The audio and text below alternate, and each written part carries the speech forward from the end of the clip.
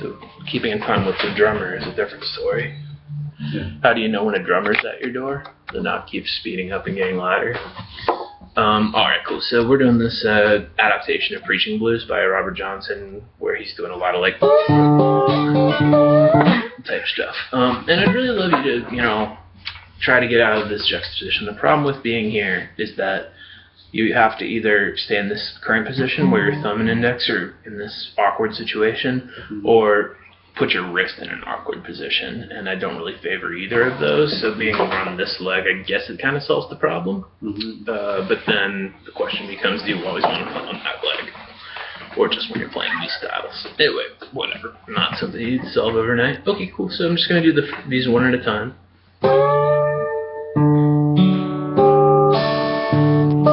So we go back, this is like...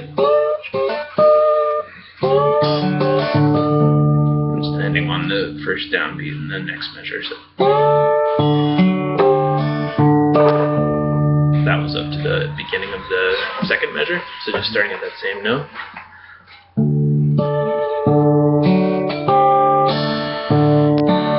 There's the stuff on our first line, so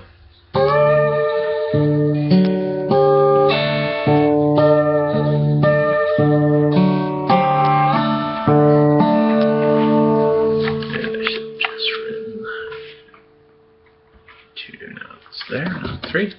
Cool. Clean that up a little bit. Random shit, just nothing. Cool, awesome. So there we are. So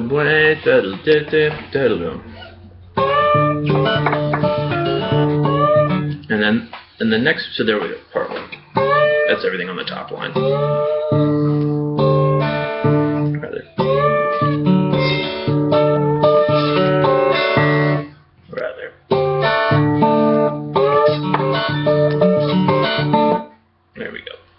And we're doing that just once. We're going to do this whole subsection twice, all the stuff that's on the first two lines.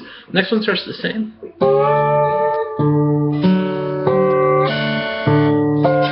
But we go to there on our 4 and 2. 1, 2, and 3, and 4. Yeah. So that's where we were cutting it off last time. And this is going to go.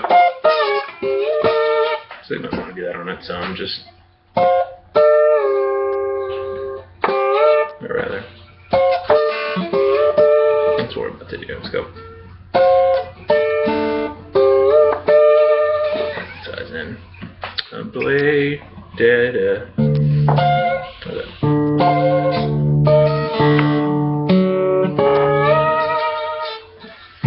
We got our thumb swap there. Sloppy.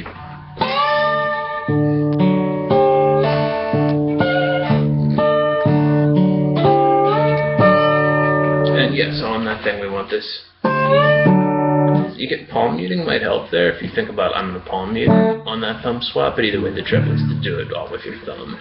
Good news is we're not going and we're just going and this is the thing where like when we're strumming the guitar, a lot of beginner mistakes are like thinking that if you're playing a chord that's 5 strings, like lining your pickup there.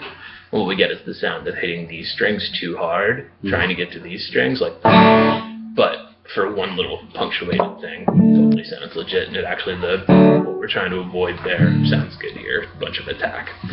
Cool, so here's that whole section one more time, we'll move on.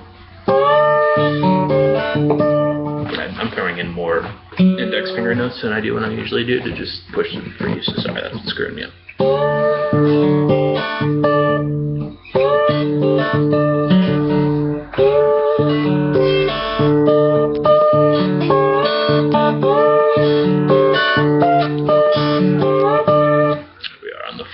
Part, and then we're going to say that whole thing repeats. New section 415, 420 or so in your recording. We're going to do the next thing, which is going to sound like more, and then which establishes this, this, that, and this, that, and that we're going to do later. We're going to go. So anyway, this one's easier than the last one probably, but very similar. So we're going.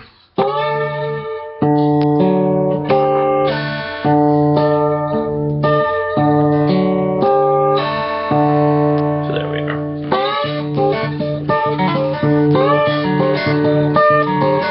So that part's kind of like Here I Go. Mm-hmm. We were like, I was doing shit, here I go. And now we're going to, so there's a big section. Now we're going to the, you know, it really does, when we're playing this fast, we're like, if I go like, it does sound like I went 4 chord rather, even though I didn't put change the bass note at all, which should be wrong-ish. Because, in a G, we do have D bass notes. If I was playing G and just playing like, you know, just doing this a whole bunch, it would still sound like D, G, so that's kind of what's happening, is it's like we're playing G and just harping on that bass note or whatever, or playing G and open tuning and just being like, they'd still be correct notes, it'd just be a bunch of Ds, so an inversion. But anyway, so picking it up there being bottom 2 lines, we have our 4 in quotation marks.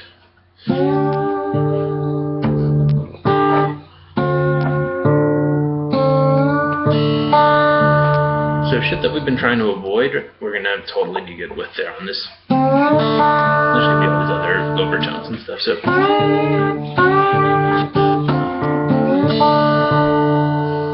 And then fast stuff happens, so.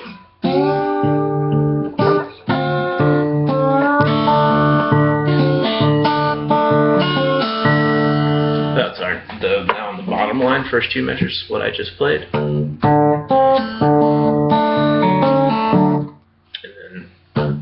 And the next one's identical, except instead of just, I go at the beginning, and then it's the same.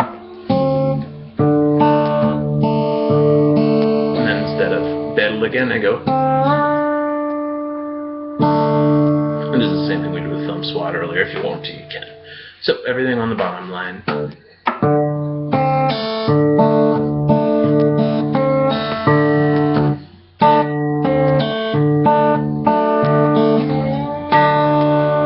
So there we go. So we had our, so everything from the 4 chord, you know, we've got.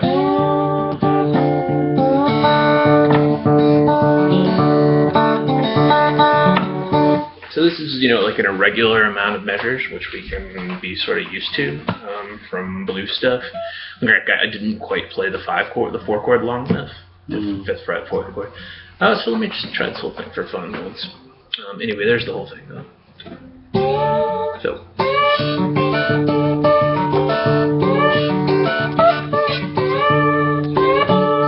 Then we just go.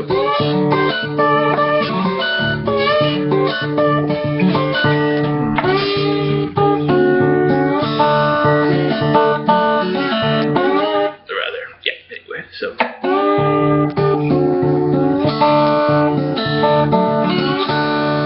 And then, you know, what actually makes sense would just be to do that whole same sequence again, the bottom 2 lines. Yeah, and then you can go back to the top, so.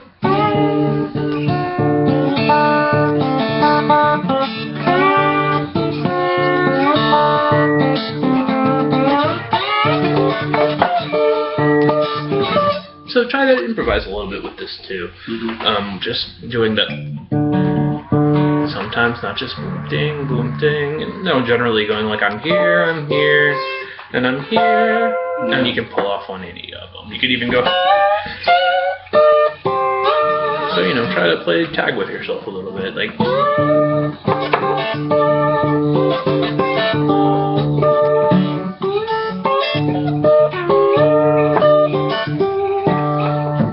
See what you come up with. But there it was. There's the whole thing. Let me just try it full speed and we'll see if I get it right.